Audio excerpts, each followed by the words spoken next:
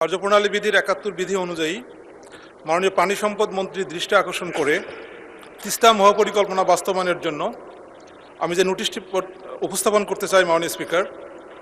তিস্তা নদী বাংলাদেশের উত্তরাঞ্চলের একটি গুরুত্বপূর্ণ নদী, যার উপর প্রায় ৫০ লক্ষাধিক মানুষের জীবন জীবিকা নির্ভরশীল। প্রতি বছর বর্ষায় বন্যা ও নদী ভাঙ্গন এবং শুষ্ক মৌসুমে পানির অভাবে এই অঞ্চলের মানুষ চরম দুর্ভোগে পড়ে। তিস্তা মহাপরিকল্পনা ২০২০ সালের দিকে গুরুত্ব পায় এবং এর সমন্বিত মাস্টার প্ল্যান প্রণয়নের উদ্যোগ নেওয়া হয়। বর্তমানে প্রকল্পটি পরিকল্পনা ও অনুমোদন প্রক্রিয়া রয়েছে এবং বাস্তবায়নের জন্য আন্তর্জাতিক সহযোগিতার বিষয়ে আলোচনা চলছে। এই পরিকল্পনা বাস্তবায়িত হলে বন্যা নিয়ন্ত্রণ, পানি সংরক্ষণ, সেচ সুবিধা বৃদ্ধি এবং আঞ্চলিক উন্নয়ন ত্বরান্বিত হবে। অতএব তিস্তা মহাপরিকল্পনা দ্রুত বাস্তবায়নের জন্য আমি মাননীয় পানি সম্পদ মন্ত্রীর দৃষ্টি আকর্ষণ করছি। ধন্যবাদ মাননীয় স্পিকার। ধন্যবাদ মাননীয় সদস্য আপনাকে। মাননীয় পানি সম্পদ মন্ত্রী জনাব মোহাম্মদ শহীদুদ্দিন চৌধুরী এনিকে এই বিষয়ে তার সংক্ষিপ্ত বিবৃতি প্রদানের জন্য আহ্বান জানাচ্ছি। মাননীয় স্পিকার, আপনাকে ধন্যবাদ। মাননীয় সংসদ সদস্য কুড়িগ্রাম ৩ মোহাম্মদ মাহবুবুল আলম অত্যন্ত গুরুত্বপূর্ণ নোটিশটি উত্থাপন করেছেন এবং তিনি তার নোটিশে উল্লেখ করেছেন যে তিস্তা নদী বাংলাদেশের উত্তরাঞ্চলের একটি গুরুত্বপূর্ণ নদী, যার উপর প্রায় ৫০ লক্ষাধিক মানুষের জীবন জীবিকা নির্ভরশীল। তিনি অত্যন্ত দায়িত্বশীলতার সহিত এবং সচেতনভাবে এই নোটিশটি এনেছেন। মাননীয় স্পিকার, আমি তাকে অসংখ্য ধন্যবাদ জানাই। বিষয়টি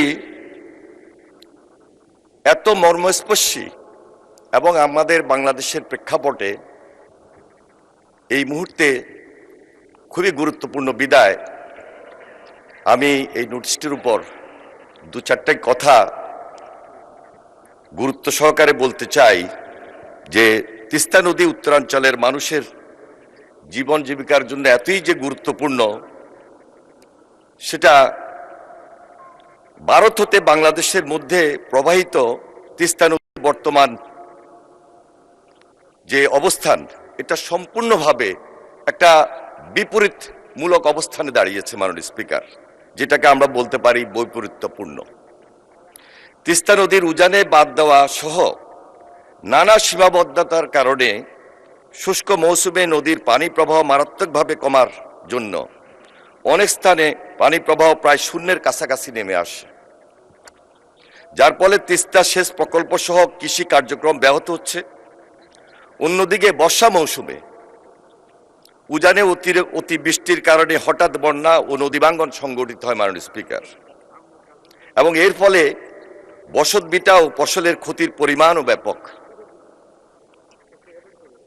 তিস্তা মহাপরিকল্পনা বাস্তবায়নের জন্য বাংলাদেশ পানি উন্নয়ন বোর্ড ইতিমধ্যে একটি সমীক্ষা প্রতিবেদন প্রণয়ন করেছে মাননীয় স্পিকার। প্রস্তাবিত সমীক্ষা অনুযায়ী প্রকল্পটি যদি বাস্তবায়িত হয়, তাহলে তিস্তা পাড়ের মানুষের জীবন জীবিকার উন্নয়নের পাশাপাশি বন্যা নিয়ন্ত্রণ ব্যবস্থা শক্তিশালী হবে এবং নদী ভাঙ্গন উল্লেখযোগ্যভাবে হ্রাস পাবে মাননীয় স্পিকার।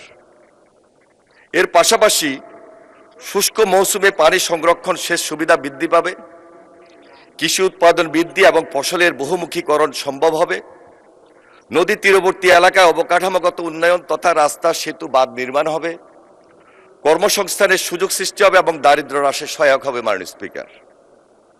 নৌ যোগাযোগ এবং আঞ্চলিক বাণিজ্যের সম্ভাবনাও বৃদ্ধি পাবে। সামগ্রিকভাবে উত্তরাঞ্চলের টেকসই ও সমন্বিত আঞ্চলিক উন্নয়ন নিশ্চিত হবে, এই মর্মে সমীক্ষা প্রতিবেদনের মতামতে উল্লেখ রয়েছে। মাননীয় স্পিকার, দাখিলকৃত সম্ভাব্যতা সমীক্ষার কারিগরি ও আর্থিক বিষয়সমূহ বিভিন্ন পর্যায়ে পরীক্ষা নিরীক্ষার কার্যক্রম বর্তমানে চলমান রয়েছে। তিস্তা মহাপরিকল্পনায় জনগণের জন্য ইতিবাচক সকল কিছুরই বাস্তবায়নে সরকারের পক্ষ হতে আন্তরিক প্রচেষ্টা অব্যাহত রয়েছে। মাননীয় স্পিকার, আপনাকে ধন্যবাদ।